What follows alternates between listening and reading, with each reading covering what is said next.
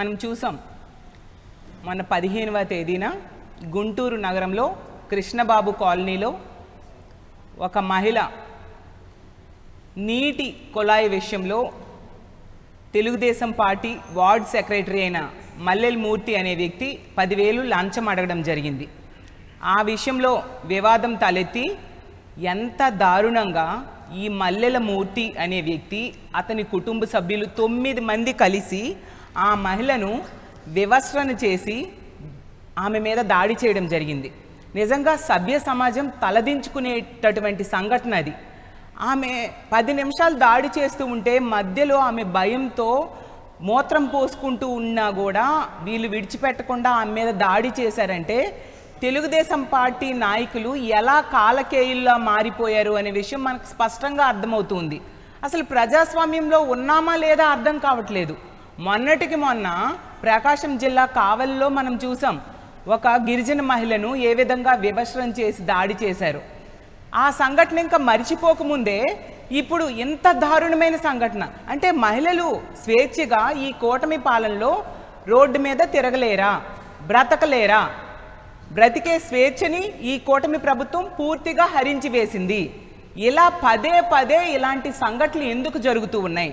ఈ సంఘటనల కారకులు కూడా ఇలాంటి సంఘటనలు జరుగుతూ ఉంటే వీటి కారకులు కూడా ఎక్కువగా తెలుగుదేశం పార్టీ నాయకులు లేదా కార్యకర్తలు ఆ కూటమిలో ఉండే వ్యక్తులే అవుతూ ఉన్నారు. ఎందుకు జరుగుతున్నాయంటే నాకైతే ఒకటి అర్థమవుతుంది. ఒక్కొక్క సంఘటన జరుగుతూ ఉంటే దాని మీద ప్రభుత్వం కానీ పోలీసులు కానీ ఎటువంటి చర్యలు తీసుకోకపోవడం వలన తరువాత చేసే వాళ్ళకి భయం లేకుండా పోతుంది. మా ఎమ్మెల్యేలు ఇలాంటి తప్పులు చేసినా ప్రభుత్వం చర్యలు తీసుకోవట్లేదు కాబట్టి మేము మరిన్ని తప్పులు చేస్తాము అన్న టైపుగా ఈరోజు వ్యవహరిస్తూ ఉన్నారు. 15వ తేదీ ఆ సంఘటన జరిగింది. 16న ఆ మహిళ కంప్లైంట్ ఇచ్చింది కానీ ఎటువంటి యాక్షన్ తీసుకోలేదు. 17వ తేదీన సాక్షి మీడియా ఆ విషయాన్ని వెలుగులోకి తీసుకురావడం జరిగింది. వీడియోలు కూడా బయటకు వచ్చేసాయి.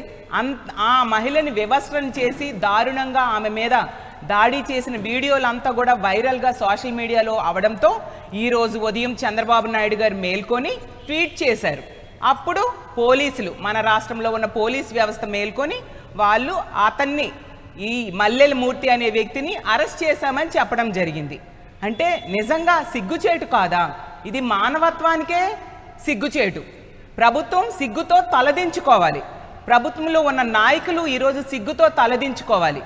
చట్టానికి ఈరోజు అవమానం జరిగింది. ఈ రాష్ట్రంలో ఒక చట్టం, న్యాయం అలాంటివి ఏమీ అమలు కావా ఈ కూటమి ప్రభుత్వంలో నేను అడుగుతున్నాను. రెడ్ బుక్ రాజ్యాంగానికి పరాకాష్ఠగా ఉంది ఈ సంఘటన. ఎన్ని సంఘటనలు జరుగుతూ ఉన్నాయి. ప్రతి సంఘటనలో మహిళల మీద దాడులు అవ్వచ్చు, అత్యాచారాలు అవ్వచ్చు, హత్యలు అవ్వచ్చు, మహిళల మీద వేధింపులు అవ్వచ్చు. ప్రతి సంఘటనలో కూడా కూటమి నాయకులే ప్రముఖ పాత్ర పోషిస్తూ ఉండే పరిస్థితి చూస్తూ ఉన్నాం. ఎవరి మీద మీరు చర్యలు తీసుకున్నారు? ఈ గుంటూరు జిల్లాలో జరిగిన సంఘటనలో 3 రోజులు ఎందుకు జాప్యం జరిగింది? తెలిసిన విషయం ఏంటంటే అక్కడ స్థానిక ఎమ్మెల్యే అయిన గల్లా మాధవి గారు ఆమె అనుచరులు కలిపి సెటిల్మెంట్ చేయడానికి ప్రయత్నించారంట. అంటే ప్రతి సంఘటనలో కూడా సెటిల్మెంట్తో కాలం వెళ్ళబూస్తూ ఉండే పరిస్థితి. ఇక్కడ చట్టం, న్యాయం ఏమీ ఉండవు.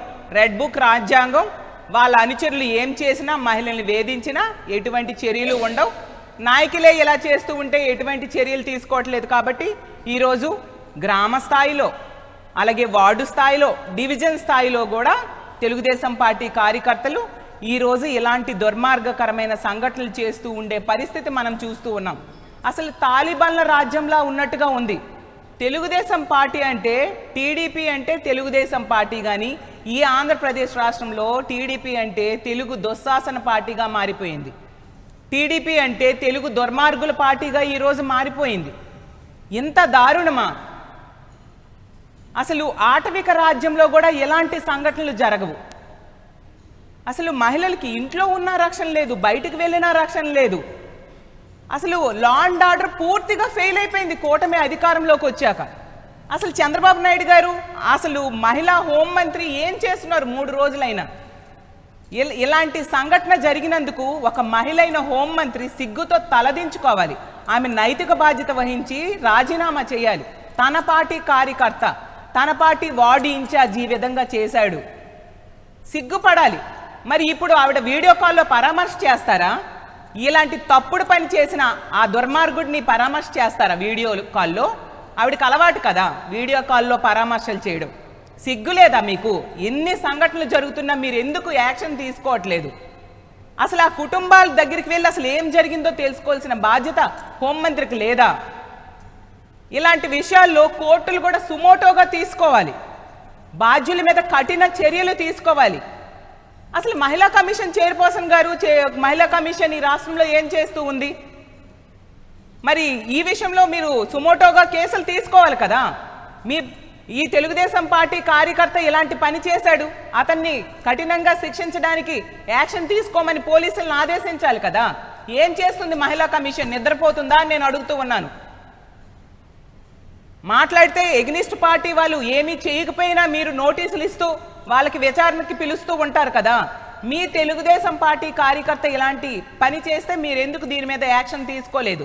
కనీసం నోటీస్ ఇవ్వలేదు. ఆ బాధిత మహిళ ఆ వీడియోలు నేను కూడా చూడడం జరిగింది. అసలు ఒక మహిళగా ఆ వీడియో చూస్తుంటే సిగ్గుతో తలదించుకున్నాను. అంత దారుణమా? అసలు నిజంగా ఇలాంటి రాష్ట్రంలో బ్రతుకుతున్నందుకు ఈరోజు సిగ్గుపడాలి ఈ రాష్ట్రంలో ఉన్న మహిళలందరూ కూడా.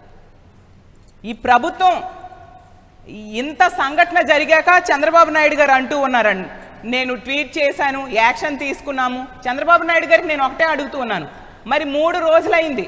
15వ తేదీ సంఘటన జరిగింది, ఈరోజు 18వ తేదీ మీరు ట్వీట్ చేశారు. మీకు తెలియదా? మీ పార్టీ నాయకులే సెటిల్మెంట్కి ప్రయత్నించారు కదా.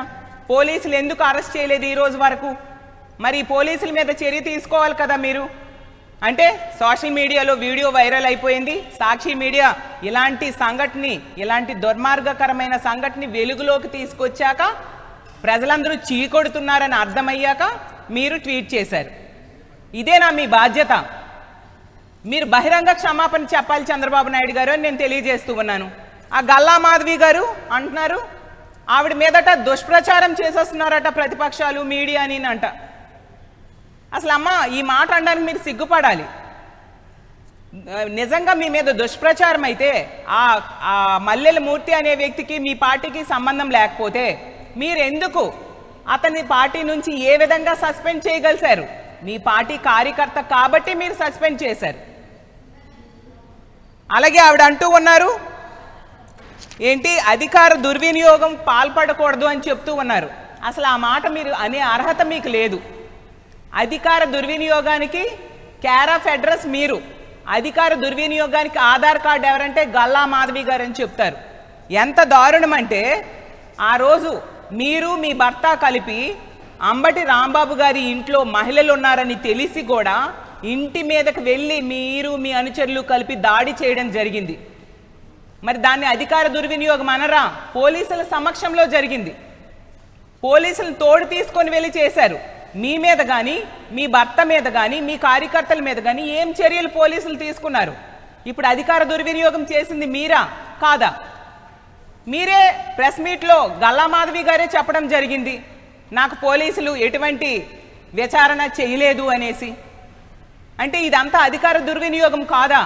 మీరు అంత దారుణంగా ప్రజాస్వామ్య దేశంలో ఉండి కూడా పోలీసు వ్యవస్థని చేతుల్లోకి తీసుకొని, అధికారాన్ని చేతుల్లోకి తీసుకొని ఆ రోజు అంబటి రాంబాబు గారి ఇంటి మీద దాడి చేసినా మీ మీద కానీ, మీ భర్త మీద కానీ, మీ కార్యకర్తల మీద ఎటువంటి చర్యలు పోలీసులు తీసుకోలేదు. కాబట్టి ఈరోజు మీ కార్యకర్తలు ఒక మహిళని ఇంత దారుణంగా రోడ్డు మీద వివస్రణ చేసి దాడి చేయడం జరిగింది. నిజంగా మీరు చేసిన పనికి సభ్య సమాజం ఈరోజు సిగ్గుపడుతూ ఉంది గల్లా మాధవి గారు అని తెలియజేస్తూ ఉన్నాను. ఒక్క ఆమె విషయమే కాదు, అదే గుంటూరులో నజీర్ అనే వ్యక్తి వేధింపులకి ఒక మహిళ ఆత్మహత్యా యత్నం చేసుకుంది. అతని వలన లైంగిక వేధింపులకు గురై. మరి నజీర్ అనే ఎమ్మెల్యే, మరి అతని మీద ఏం చర్యలు తీసుకున్నారు? మరి ఒక ఎమ్మెల్యే మీదే చర్యలు తీసుకోకపోతే దాన్ని చూసి కార్యకర్తలు మేం తప్పు చేసినా మా మీద కూడా చర్యలు తీసుకోరు అన్న ధైర్యంతో ఈరోజు ఈ విధంగా ఇలాంటి పనులు చేస్తూ ఉండే పరిస్థితి మనం చూస్తూ ఉన్నాము. అలాగే అరవ శ్రీధర్ అనే జనసేన ఎమ్మెల్యే ఒక మహిళను లోబర్చుకొని 5 సార్లు గర్భవతిని చేసి 5 సార్లు అబార్షన్స్ చేస్తే ఎటువంటి చర్యలు తీసుకోలేదు. ఆమె NHRCకి ఫిర్యాదు చేస్తే వాళ్ళు ఆదేశానుసారం ఇక్కడ పోలీసులు కేవలం కేసు నమోదు చేశారు. తరువాత అదే అరవ శ్రీధర్ ఎదురుగా అతని అనుచరుడు ఈమె మీద, ఈ బాధిత మహిళ మీద బహిరంగంగా దాడి చేస్తే కనీసం అరెస్ట్ చేయలేదు. మరి అలాంటి సంఘటనలు పదే పదే మీ ఎమ్మెల్యేలు, మీ ఎమ్మెల్యే అనుచరులు చేస్తూ ఉంటే, మీ కూటమిలో ఉన్న నాయకులు చేస్తూ ఉంటే, మిగతా నాయకులకు కూడా మీరే ఆదర్శమయ్యి ఈ విధంగా తప్పుడు పనులు రిపీటెడ్గా చేస్తూ ఉన్నారు. చట్టాన్ని చేతుల్లోకి తీసుకుంటూ ఉండే పరిస్థితి చూస్తూ ఉన్నాము. మొన్నే కావలిలో సంఘటన చూసాం. మొన్న మా పార్టీ వర్కింగ్ ప్రెసిడెంట్ అయిన పూజిత గారు వెళ్తే కావలి ఆ బాధిత మహిళ పట్టుకొని బోరుని ఏడ్చిందంట. నాకు న్యాయం జరగలేదు, ఇలా చేసిన వ్యక్తుల్ని ఎటువంటి శిక్ష వేయలేదు అని చెప్పి ఆమె బోరుని ఏడ్చింది. అది ఈ కూటమి పాలనలో ఈ రాష్ట్రంలో మహిళలకి జరుగుతున్న అన్యాయం, మహిళకి దక్కుతున్న గౌరవం. అలాగే తీసుకుంటే కోనేటి ఆదిమూలం వేధింపులకి, కోనేటి ఆదిమూలం అనే ఎమ్మెల్యే వేధింపులకి ఒక మహిళ ఈ రాష్ట్రంలో అయితే ఆమెకి రక్షణ ఉండదని పక్క రాష్ట్రమైన హైదరాబాద్ వెళ్ళి ప్రెస్ మీట్ పెట్టింది. ఏం చర్యలు తీసుకున్నారు? ఈ ఎమ్మెల్యేని కోనేటి ఆదిమూలం మీద సెటిల్మెంట్లు చేశారు, ఆ మహిళని బెదిరించారు. అది మీరు చేసిన పని. మరి వీళ్ళందరూ ఆదర్శం కదా ఇలాంటి తప్పుడు పనులు చేసే వాళ్ళకి. అలాగే తీసుకుంటే కిరణ్ రాయల్ వల్ల ఆ లక్ష్మి అనే బాధితురాలు ఏ విధంగా బాధించబడిందో మనం చూసాం. కిరణ్ రాయల్ వలన బాధించబడితే అతని మీద ఏం చర్యలు ఈ ప్రభుత్వం కానీ పోలీసులు కానీ తీసుకున్నారని నేను అడుగుతూ ఉన్నాను. అలాగే చంద్రబాబు నాయుడు గారి సొంత నియోజకవర్గమైన కుప్పంలో ఒక మహిళని వివస్త్రం చేసి స్తంభానికి కట్టి దాడి చేశారు. మరి ఏం చర్యలు తీసుకున్నారు? అలాగే మనం చూసాం టీటీడీ చైర్మన్ తాలూకా వీడియోలు బయటకు వచ్చాయి. ఆ మహిళ లేఖ కూడా రాసింది. మరి అతని మీద ఏం చర్యలు తీసుకున్నారు? ఏ చర్యలు తీసుకోలేదు. వీళ్ళందరూ ఇలాంటి తప్పుడు పనులు చేసే వాళ్ళకి ఆదర్శం కాదా అని నేను అడుగుతూ ఉన్నాను. అలాగే కొలికిపూడి శ్రీనివాస్ అనే టీడీపీ ఎమ్మెల్యే వేధింపులకి ఒక మహిళ వీఆర్ఓ ఆత్మహత్య యత్నానికి పాల్పడింది. మరి అతని మీద ఏం చర్యలు తీసుకున్నారు? ఎటువంటి చర్యలు తీసుకోలేదు. సో మా ఎమ్మెల్యేలు తప్పులు చేసినా ఈ కూటమి ప్రభుత్వంలో పోలీసులు కానీ ప్రభుత్వం కానీ ఎటువంటి చర్యలు తీసుకోవట్లేదు. వాళ్ళనే ఆదర్శంగా తీసుకొని మేము కూడా తప్పులు చేస్తామని ఈ కార్యకర్తలు అలాగే వార్డు స్థాయిలో నాయకులు ఈ విధంగా చేస్తూ ఉండే పరిస్థితి మనం చూస్తూ ఉన్నాం. అలాగే కాకినాడ రూరల్ ఎమ్మెల్యే అనుచరులు చూసాం. ఆ రోజు అదే పంచాయతీరాజ్ డిపార్ట్మెంట్కి చెందిన ఒక ఫీల్డ్ అసిస్టెంట్కి డబ్బులు ఇమ్మనేసి లేదంటే పక్కలోకి రమ్మని వేధించిన పరిస్థితి. ఆమె కూడా ఆత్మహత్య యత్నానికి పాల్పడింది. ఆ అనుచరులకి ఏం చర్యలు తీసుకున్నారు? వాళ్ళ మీద ఎటువంటి చర్యలు లేవు. తుని సంఘటన చూసాం. తెలుగుదేశం పార్టీ నాయకుడే ఏ విధంగా ఒక బాలికని లైంగికంగా వేధించాడు అనే విషయం, ఏ విధంగా లోబర్చుకోవడానికి ట్రై చేశాడు అనే విషయం, ఇలా మహిళల మీద అఘాయిత్యాలు జరిగినా, దాడులు జరిగినా, హత్యలు జరిగినా, అత్యాచారాలు జరిగినా అన్నింటికీ ఎక్కువగా కారకులు తెలుగుదేశం పార్టీ నాయకులే ఉండే పరిస్థితి మనం చూస్తూ ఉన్నాం ఈ రాష్ట్రంలో.